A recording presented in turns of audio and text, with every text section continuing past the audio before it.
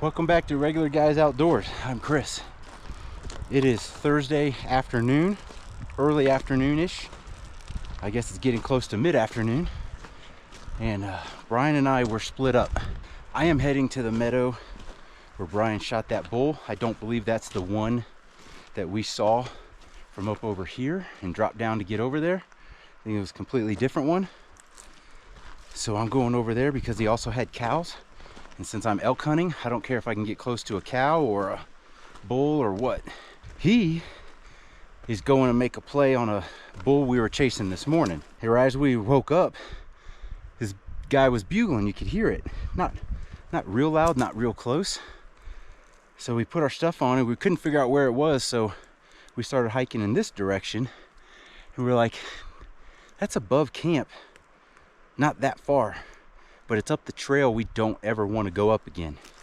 So we go up there and we mess with them. And I think I got probably within 125, give or take, of them.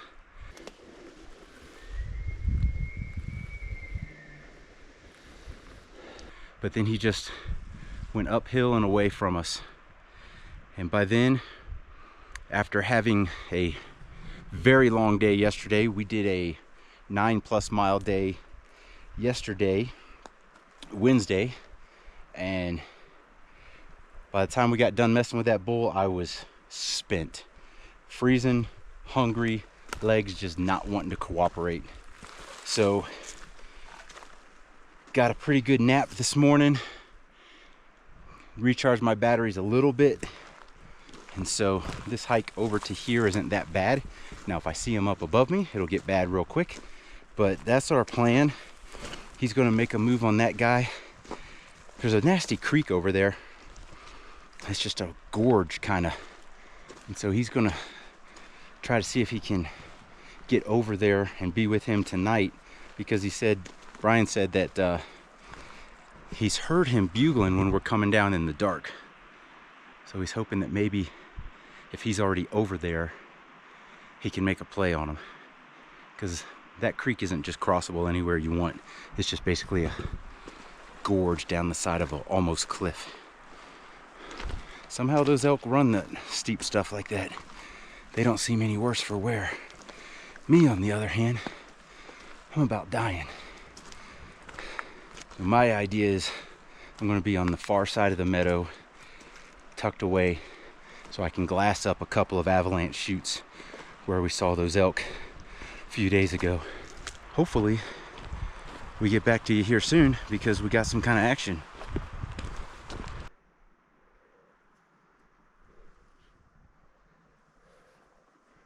I'm close to where I want to be staged, but I don't like the wind direction right now, so I'm gonna have to wait a while until the sun is behind this mountain some more, a little lower in the sky, and that hillside's all shaded, get a decent thermal drop. I'm just gonna chill out right here.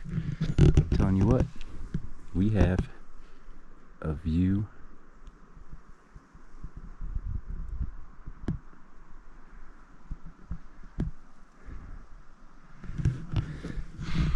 So Brian started the trip sick. Now I've got it.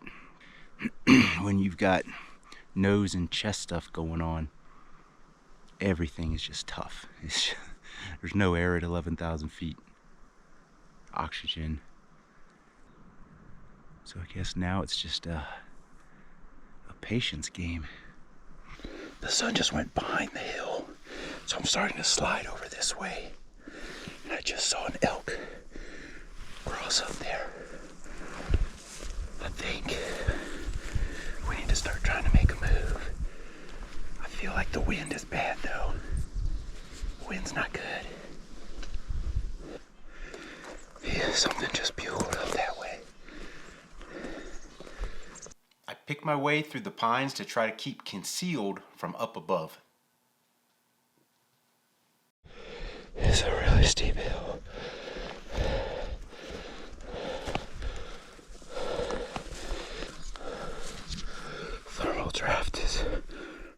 dropping though. Eventually I get close to the elevation I want to be.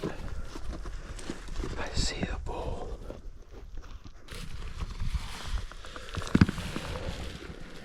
That bull's about 60 yards away. I'm going to drop my pack so I can be a little quieter, a little more nimble, and be unencumbered when I go to shoot.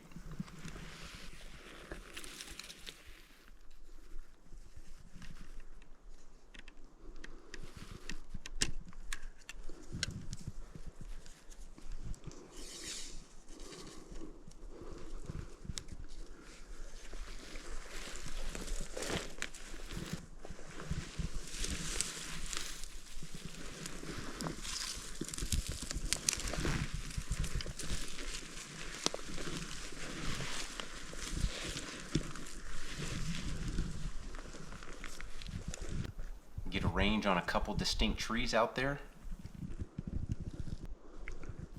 Make my way across, looking through the tops of the little trees and bushes that are on the hillside with me. But when I get over there, I don't see him. So I creep all the way to the edge so I can see the entire cut of this avalanche chute. And he's gone. Then for some reason, I hit some cow calls.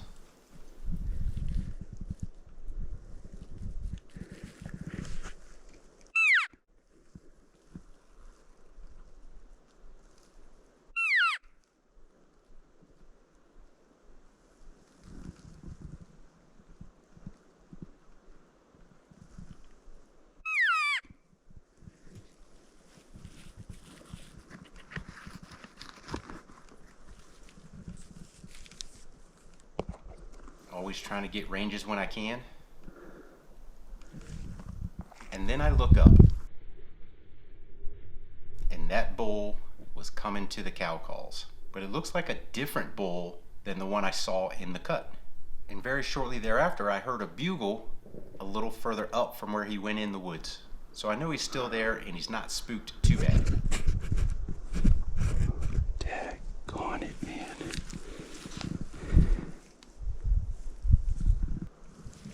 Maybe I reposition. Give him a bugle.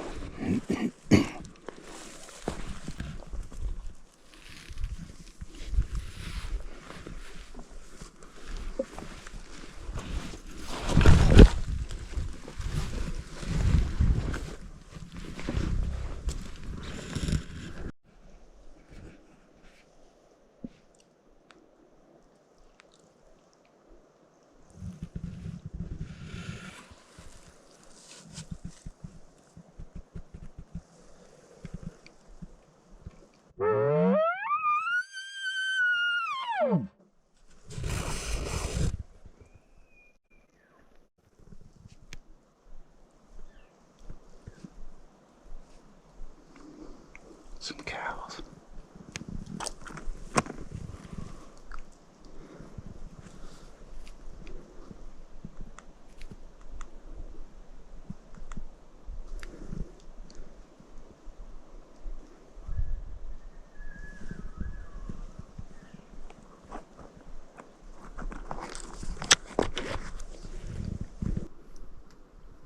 I'm going to bugle behind and downhill to try to keep that bull from pinpointing me.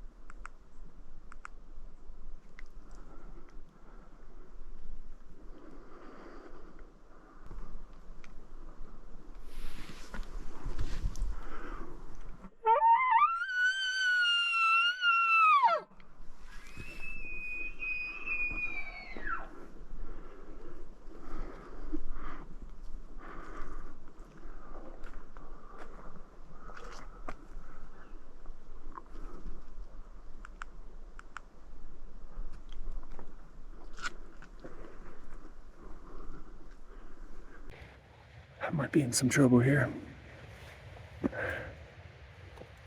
I just punctured, took like an ice cream scoop of my flesh out of my leg on this guy.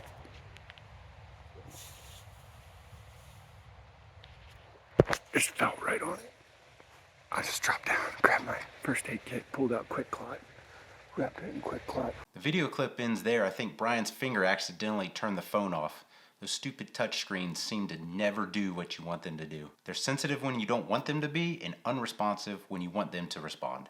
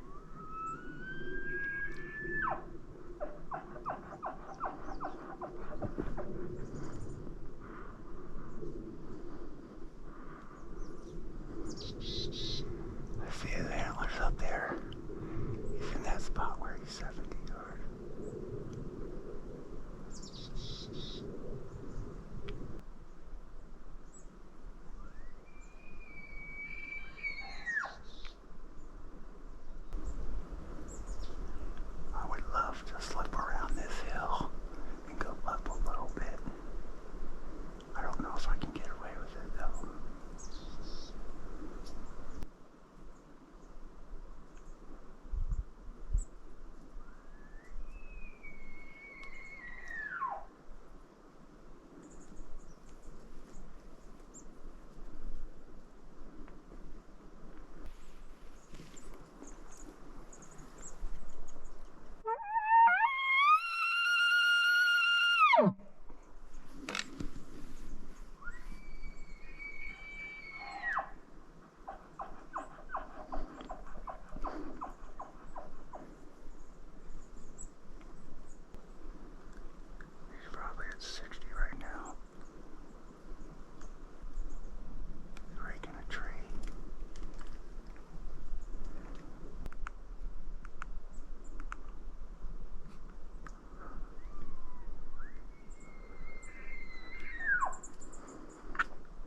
He's about 60 in the middle of the cut, and then he starts going to the right and downhill, and he's going to cross a spot I got marked at 53. And then he turns and goes straight across and back into the woods. But at least he's come downhill a little bit.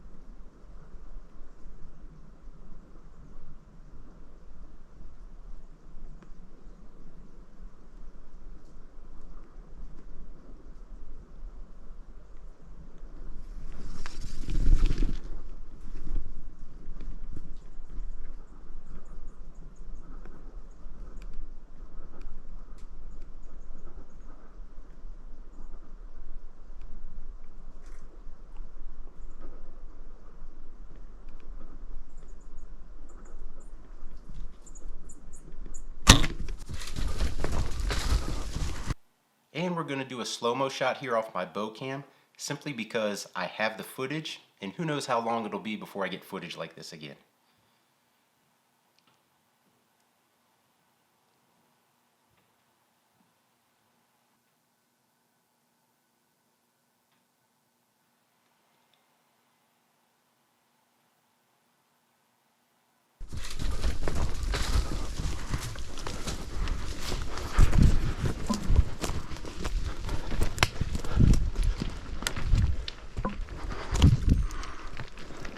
See his feet, so I'm going to try to get another arrow in him.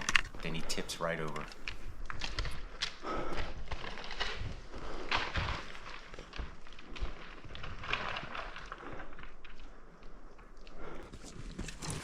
Holy shit. Holy shit. That was a frontal at like, I don't know, 10 yards? 8?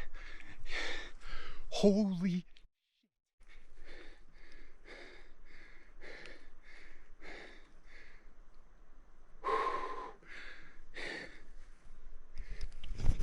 I've got to get this message out to Brian.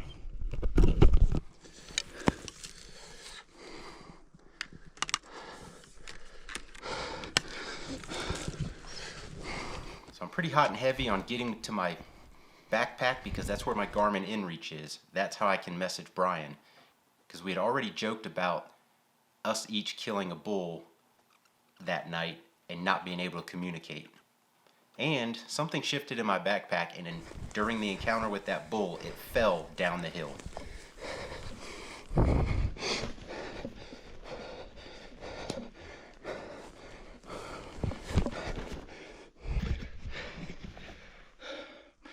gonna make sure the bull is good and expired. Man, he went down that hill, rocky hill. I bet his antlers are gonna be all messed up, but that's okay. We'll collect what we can, put them back together. Let's see if we can find this guy. He sounded like he went a long way down because this is a steep hill. Lord have mercy. Where is he?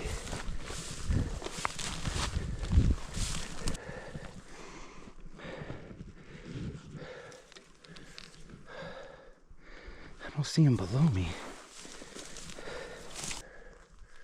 Now I gotta regain some of this ground. We'll regain some ground and get back with you.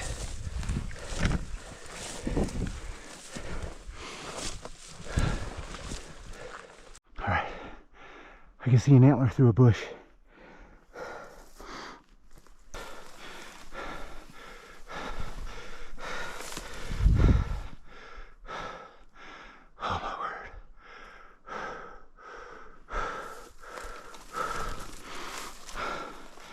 Oh my word.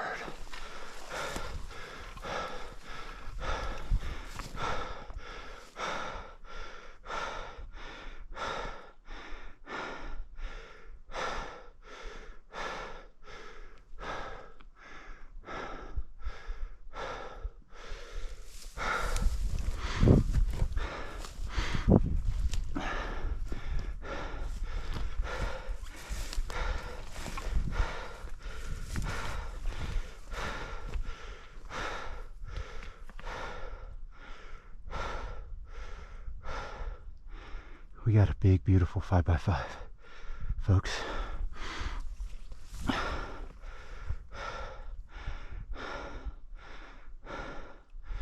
Big, beautiful 5x5.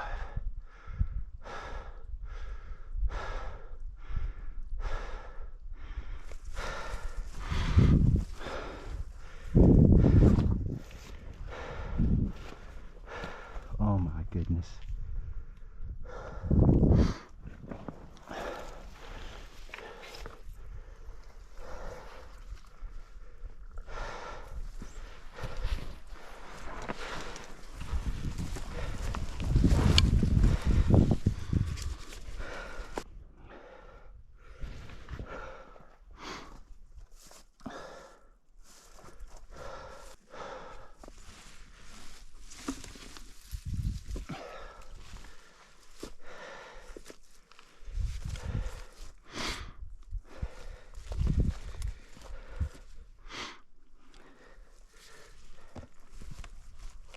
Oh my God.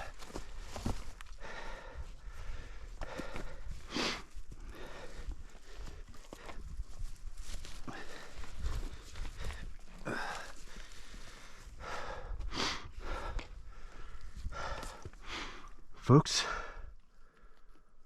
I don't even know what to say.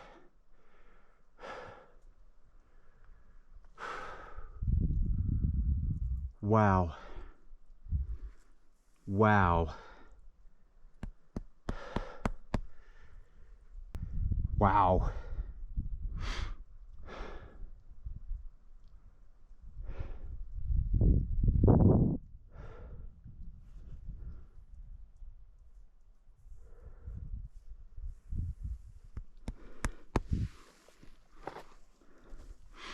Somewhere in this guy might be my arrow.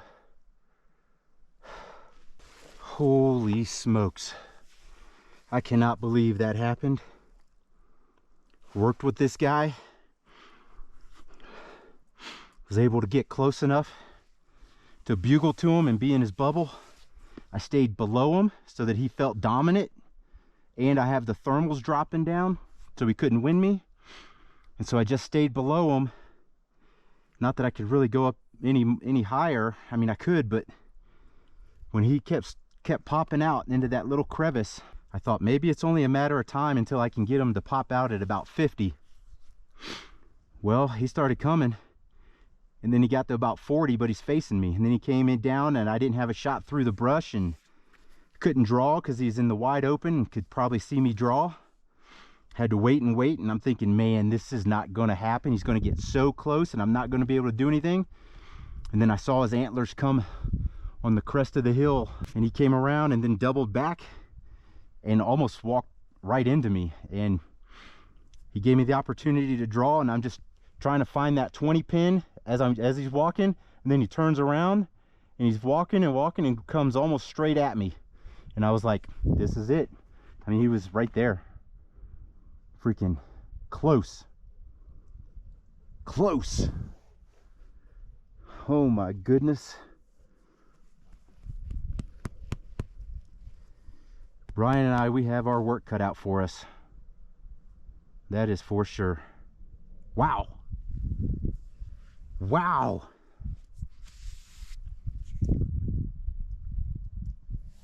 I can't believe this happened, to be honest. This is kind of surreal. I wasn't even that nervous per se when he was coming in. I was kind of expecting something to go wrong. And once I was able to draw, I was trying to get my bubble level, but I'm on the side of a hill, and I don't know if you can see, I am on a really steep hill, really steep. So I'm trying to level my bubble, but my sense of level is completely askew because I'm standing very crooked on a very crooked hill. So I'm trying to get my bubble to level out. I keep twisting and nothing's happening. Finally, it floats a bit. And then that's about the time he turned around and came back across. And I'm like, man, I'm going to get him broadside at about 12, maybe 15. The sickness. And then he turned and came like toward me. So as he's moving, I'm trying to judge the gaps in the trees, seeing, okay, I can shoot here, I can shoot here, I can shoot here. And I didn't want to make a bad shot. He had stopped at one point, but I could only see from about here back. So I didn't want to shoot that. And then when he came straight at me, I was like, holy crap, he's giving me a whole frontal at freaking spitball distance. I could have... Unreal. Unreal. He is a healthy 5x5, I'll tell you that. Healthy. Real healthy. I don't think this is the one I initially saw feeding in the chute next to me. I saw it at about 50, 55, and what I saw was a very small antlered elk, but he was legal elk. He had 4. So he had like the one and another, and then the 2 brow tines, but they were all real short.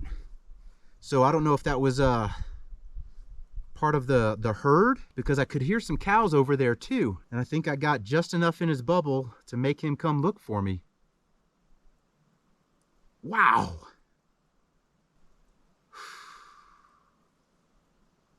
Wow. These things are massive. Massive.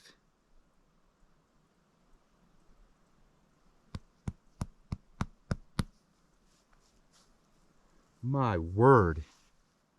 Didn't expect it to happen. I thought, oh, it'll be a pretty cool story. I will have gotten pretty close to this guy and something will happen. But dang, it happened. The real deal happened. Finally. Finally. It's been a long time coming since I've gotten elk with my bow. Been a long time. This is only my third elk kill. The first one was the little goofy bull. The other one, we recovered it 24 hours later, but cow 24 hours later, but it was already spoiled. I'm telling you what, that frontal shot, he ran right down here, and I thought, oh, he's probably within 70. I'm going to knock another arrow, range him, and see if I can get another one in him. And he just tipped over and went right down this drainage. Unfreaking believable. I'm waiting on Brian to hit me back on the satellite messenger.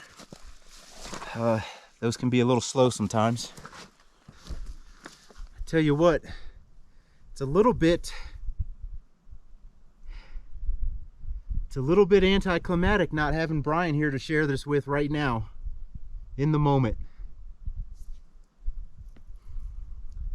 He's a long way from me right now. Brian and I, we've busted our butts trying to hunt these elk. Oh man, I don't want to forget.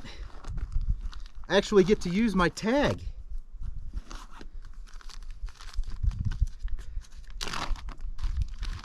Sign here after kill. My mini Sharpie.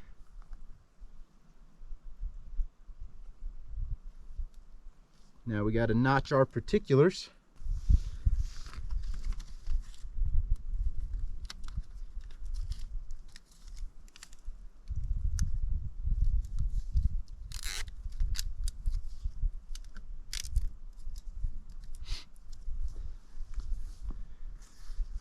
For some reason, it took a long time for my message to get to Brian saying I got a bull down, and for his message to get to me saying he hurt himself. So by the time I got the message from Brian, I had already started working on my bull and it was dark.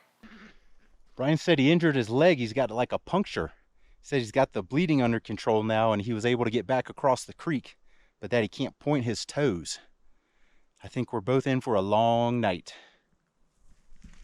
And indeed, it was a long night for both of us. One thing I thought that was interesting, though, is when I was trying to get to the back ball joint of his leg, I found, and it was his left leg, so the arrow kind of went in left of center on him and continued all the way back, and my broadhead was back where his ball joint is for his hip, so it went all the way through the animal. You know, there's no hard structures there, it's just all lungs, liver, diaphragm, intestines, stomach, all the way back to there. And the arrow came out with no problem and wasn't any the worse for wear. Finally made it happen during archery season here in Colorado. It's been a while.